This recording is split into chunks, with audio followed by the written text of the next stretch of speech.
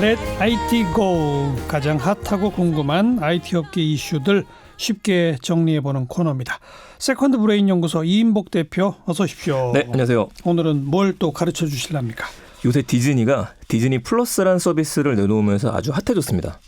이게 출시 하루 만에 1,000만 명이 가입했을 정도로 인기를 얻었습니다. 하루에 1,000만 명? 예, 단 하루에 이 정도를 모아갔고요. 와. 그래서 오늘은 디즈니 이야기를 좀 가지고 왔습니다. 디즈니? 네. 옛날에 만화 영화 만들던 회사인데 지금은 성격이 많이 달라졌죠? 예, 많이 달라졌습니다. 디즈니 플러스는 우선 뭐예요? 애니메이션 유명한 디즈니에서 디즈니 플러스라는 서비스를 내놨는데요. 이 서비스가 넷플릭스와 같은 OTT 서비스입니다. 넷플릭스랑 같은 거? 네, 그래서 예. 돈을 내게 되면은 무제한으로 영화나 애니메이션을 볼 수 있는 서비스죠. 이걸 내놓겠다고 한 게 벌써 1년 전인 2018년도 11월이었습니다. 근데 2019년도 9월 달에 네덜란드에서 베타 테스트를 진행을 했었고요. 그리고 11월 달에 정식으로 서비스를 시작을 했습니다. 네. 우리나라에서도 시작했어요?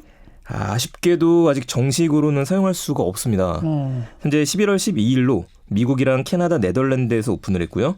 오스트레일리아랑 뉴질랜드가 19일에 영국하고 독일, 프랑스, 스페인, 아일랜드가 내년 3월에 오픈될 거라고 합니다. 국내는 좀 아쉽게도요. 2021년에나 될 거라는 이야기가 있습니다. 왜 이렇게 오래 걸려요? 내년도 아니고 내후년? 그렇죠. 그래서 많은 분들이 좀 실망을 하셨었는데요. 아마도 국내 통신사하고도 손을 좀 잡아야 되고 한글 자막도 제작을 좀 해야 될 겁니다. 콘텐츠의 자막. 네, 이 중에서 이제 가장 적극적인 게 SKT로 알려져 있는데 디즈니 플러스 전용 요금제, 셋탑박스 리모컨에 전용 버튼을 달겠다. 다양한 방법을 제시를 하고 있습니다. 네. 이게 아마도 LGU 플러스가 작년에 넷플릭스하고 독점 계약을 맺고 난 다음에 가입자를 꽤 많이 유치를 했습니다. 이게 영향이 있지 않을까 싶네요. 그러네요. 디즈니 플러스 혹시 이인복 대표는 미리 한번 봤어요? 예, 지금 쓰고 있습니다. 어떻게 쓰고 있어요? 국내 안 된다면서요? 이게 국내에 막혀 있는데요, 서버가. 이제 사용하시는 분들은 VPN이라고 그래서 우회할 수 있는 프로그램이 있습니다. 이걸 쓰게 되면은 미국에 있는 서버를 이용을 해서 사용을 할 수 있게 됩니다. 그래요? 그래서 한번 사용을 해보니까 예. 상당히 컨텐츠가 많고 괜찮고요. 다만 이제 국내에 접속하게 되면 속도가 느릴 수밖에 없기 때문에 이거는 좀 단점입니다. 네. 그러니까 저는 현재 영화 같은 걸 다운로드 받아놓고 나서 나중에 보고 있습니다. 다운로드 받아놓을 수 있어요? 예, 다운로드 기능이 제공이 됩니다. 넷플릭스도 다운로드 받나요? 예, 넷플릭스도 원래는 지원을 안 하다가 그 서비스를 해주기 시작했고요. 그래요. 디즈니 플러스가 지금 장점으로 내세우는 거는 돈을 하나만 내는데 최대 4명까지 동시에 볼 수 있고 10개 디바이스에서 한꺼번에 다운해도 괜찮다. 이거를 좀 내세우고 있습니다. 네. 넷플릭스를 의식한 경쟁 전략이로군요. 네, 맞습니다. 디즈니가 지금 콘텐츠 회사들 인수합병한 게 많잖아요. 엄청나게 많습니다. 이미 2007년도에 폭스, 컴캐스트, 타임 워너랑 같이 훌루란 서비스를 만들었었습니다. 그런데 이제 최근에 모든 지분을 인수를 해서 독자적인 서비스를 하고 있고요.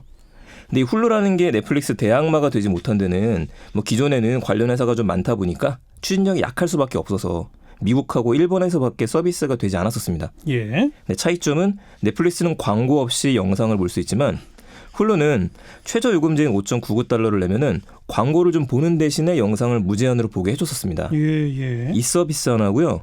ESPN 알고 계실 텐데. 스포츠. 맞습니다. 24시간 동안 스포츠 방송을 하는 곳이죠. 미식축구, 프로야구, NBA 등 인기 종목의 중계권을 갖고 있다 보니까 스포츠에도 굉장히 독보적인 곳인데 여기도 가지고 있습니다. 그래서 디즈니는 디즈니 플러스 서비스를 시작하면서요. 방금 전에 이야기 드렸었던 이 훌루, ESPN, 디즈니의 모든 서비스가 포함된 이용료를 12.99달러에 내놨습니다. 근데 이게 지금 넷플릭스 최고 요금제가 국내 기준으로 14,500원 정도 하니까 이거하고 비슷한 수준입니다. 넷플릭스의 최저가 아닌 최고 요금. 네, 맞습니다. 그만큼 해놔도 자신 있다. 네네. 예. 이제 영화 드라마와 관련된 브랜드들 좀 보게 되면은요. 픽사, 스타워즈, 내셔널 지오그래피, 마블 시리즈 등을 인수했기 때문에 이거를 서비스를 합니다. 그래서 이제 고전이라고 저희가 이야기를 하죠. 디즈니의 오리지널 극장판 애니메이션이 피터팬, 미키마우스 이런 작품들도 볼 수가 있고요. 예. 또 이제 마블을 좋아하시는 분들이라면은 아이언맨이나 스파이더맨 이런 것들도 다 마블 시리즈들입니다. 그렇죠. 가장 최근에 1,300만을 돌파했었던 어벤져스 엔드게임이라는 영화가 있는데 이것도 독자적으로 여기서 서비스가 되고 있고요. 예. 그래서 넷플릭스에서는 앞으로 순차적으로 마블 콘텐츠들이 빠질 예정입니다. 이거 외에도 호카이나 로키, 문나이트 등 다양한 드라마들이 출시될 예정이라서 마블 팬이라면 놓쳐서는 안 되실 겁니다. 예. 스타워즈 시리즈들도 있고요. 이거를 다 총합하게 되면은 영화가 600편 정도 하고 TV 에피소드도 7,000편 정도가 지금 준비가 된 상태입니다. 저는 뭐 다큐멘터리 좋아하는데 내셔널 지오그래픽도 이제는 디즈니 플러스에서밖에 못 보는 시대가 곧 오겠군요. 그렇게 될 것 같습니다. 허허 참. 그 아주 오래된 고전 디즈니도 아까 다 볼 수 있다고 그랬죠? 네네. 이런 서비스를 볼 수 있는데 조금 새로운 거는 예전 작품들의 경우에는 가끔 나왔던 게 인종차별적인 부분들이 좀 있었습니다. 예. 그래서 아기 코끼리 덤보라든지 이런 것들을 봤었을 때 이 덤보한테 하늘을 나는 법을 알려주는 까마귀들이 나옵니다. 예. 근데 이 까마귀들의 태도나 말투 같은 것들이 그 흑인에 대한 차별을 불러일으켰다라는 이야기가 좀 있었습니다. 맞아요. 그래서 이번에 디즈니 플러스에서는 이 부분이 삭제가 됐고요. 아, 논란거리는 아예 삭제하고. 맞습니다. 최근 디즈니 작품들을 보면은 이런 문제들에 대해서 굉장히 민감합니다. 그래서 앞으로 개봉될 영화 중에 인어공주 실사 영화가 있습니다. 예. 여기 주인공 역할에 흑인 배우 할리 베일리가 캐스팅이 됐습니다. 근데 인어공주는 전통적으로 이렇게 백인의 붉은 머리였었거든요. 그렇죠. 그러다 보니까 이거에 대해서 좀 찬반이 나뉘고 있는 상태입니다. 하루 만에 1,000만 가입자. 그럼 주가도 올랐겠네요. 많이 올랐습니다. 우선 당일에는 디즈니 주가가요 7.4% 정도 급등했고 7.4%? 맞습니다. 이게 라이벌 관계다 보니까 넷플릭스는 역으로 3% 정도 하락했습니다. 예. 근데 재밌는 거는 이미 디즈니 주가가 오를 거라는 거는 1년 전에 디즈니 플러스 발표했을 때부터 예상됐던 겁니다. 예. 그래서 올해 아마 그런 기사를 보였을 텐데요. 여름 휴가를 가기 전에 꼭 담아둬야 될 주식 중에 디즈니가 있다. 이런 얘기가 나오기도 했었죠. 네. 살펴보니까 올해 초에 대비해서는 30% 정도 올랐습니다. 그 넷플릭스는 조금 떨어졌지만 다시 유지를 하고 있고요. 그래서 이때 투자하셨으면 수익을 보셨을 분도 계시겠네요. 이인복 대표도 여름 휴가 가기 전에 샀어요? 저는 올해 초에 조금 샀습니다. 지금 디즈니는 디즈니 플러스 OTT 서비스 사업 말고도 IT 관련 사업이 많죠? 네, 많이 있습니다. 뭐 애니메이션이라는 게 IT와 떨어질 수가 없기는 한데 우선 디즈니에서 하는 사업들을 보게 되면 미디어 네트워크, 테마파크 앤 리조트, 스튜디오 엔터테인먼트, 컨슈머 프로덕트 앤 인터랙티브라고 해서 4개의 사업군을 나누고 있습니다. 그래서 여기에서 이제 IT 산업을 우리가 하고 있다. 이렇게 대놓고 얘기하고 있는 건 아닌데 다양한 부분에서 발전을 시키고 있습니다. 그중에 하나가 2018년도에 VR 단편 애니메이션 영화가 공개됐었습니다. 그 2019년에요. 라이온킹 실사 영화가 개봉했습니다. 그랬죠. 근데 이걸 보고 사람들이 깜짝 놀랐었는데 정말 놀라웠었던 거는 이 제작진들이 얘를 만들 때 헤드셋을 직접 쓰고요. 가상현실 속에서 조명의 위치를 바꾼다라든지 캐릭터나 배경까지도 만들어낸 결과들이 있었습니다. 그 실사 영화가? 맞습니다. 오. 그래서 기존에도 이제 구글 틸트라 그래갖고 이런 디바이스를 직접 쓰고 나서 가상의 공간에서 작품들을 만들어내는 게 있긴 했었었는데 예. 실제로 VR 제작이 쉽기도 하고요. 돈이 될 수 있다는 거를 라이언킹을 통해서 보여줬었습니다. 제작비는 대폭 절감할 것이고. 네, 절감뿐만 아니고 이제 연기를 할 때에도요. 가상의 고글을 쓴 상태에서 할 수 있다 보니까 좀 새로운 경험이었다라고 좀 알려져 있습니다. 그러네요. 네. 디즈니 플러스 이걸 하게 된 게 지금 디즈니의 CEO의 야심작이라고 알려져 있는데 CEO가 누구예요? 현재 CEO가 로버트 알렌 아이거인데요. 요즘에는 밥 아이거란 이름으로 더 잘 알려져 있습니다. 밥 아이거? 네, 이분이 디즈니를 부활시켜서 제2의 전성기를 가져왔다. 이렇게 평가를 받고 있습니다. 재밌는 건 이분이 사회생활 제일 처음 시작했던 거는 기상 캐스터로 시작을 했었고요. 그런 다음에 ABC 방송국으로 옮겼었는데 보조 스텝에서 시작을 합니다. 그리고 89년도에 ABC 엔터테인먼트 대표를 맡게 됐었죠. 네. 2005년에 디즈니 CEO를 취임했는데 이때 첫 마디를 썼던 게 디즈니는 위기다. 엄청난 도전이다. 지금 우리가 뭔가 바뀌어야 된다. 이렇게 얘기를 하고 행동으로 바로 옮겼습니다. 예. 그런 다음에 픽사, 마블, 루카스 필름들을 인수했던 거고요. 리조트 부분에서도 상하이 디즈니 리조트, 홍콩 디즈니랜드 등 테마파크들을 끊임없이 확장을 했습니다. 여기 이제 2011년도에 애플 이사진으로 합류를 했었는데 애플도 애플 TV 플러스를 밝혔었죠. 이러면서 이사진에서는 현재는 물러나 있는 상태이고요. 네. 이렇게 내부에서부터 성장한 분이다 보니까 내부에서도 인기가 굉장히 좋고 특히 좀 독특한 거는 픽사를 인수한 다음에 픽사의 에드 캠머가 존 레세타라는 이 두 사람을 디즈니 애니메이션의 최고 책임자로 임명을 했습니다. 그러니까 인수한 회사한테 맡긴 거죠. 그러네요. 특징은 전임한 다음에 일에 대해서는 아예 관여하지 않기 때문에 이런 운영 방식들이 앞서 이야기했던 회사들을 인수하는 데 도움이 됐을 거라고 좀 보고 있습니다. 방금 언급됐던 애플도 이런 서비스 시작하지 않았어요? 맞습니다. 애플 TV 플러스를 시작했었죠. 애플 TV 플러스. 그러니까요. 이 TV 플러스가 얘도 11월 달에 출시를 했습니다. 11월 1일 현재 출시가 되어져 있는데 금액은 4.99달러고요. 그리고 디즈니 플러스보다는 좀 저렴합니다. 게다가 승부수 던졌던 게 그 올해 애플 신제품들 구매하신 분들이라면요. 특히 이제 애플에 최근 나왔던 아이폰을 구매하신 분들이라면 1년간 무료로 볼 수가 있습니다. 예. 대신에 아직 볼만한 콘텐츠가 좀 없습니다. 예.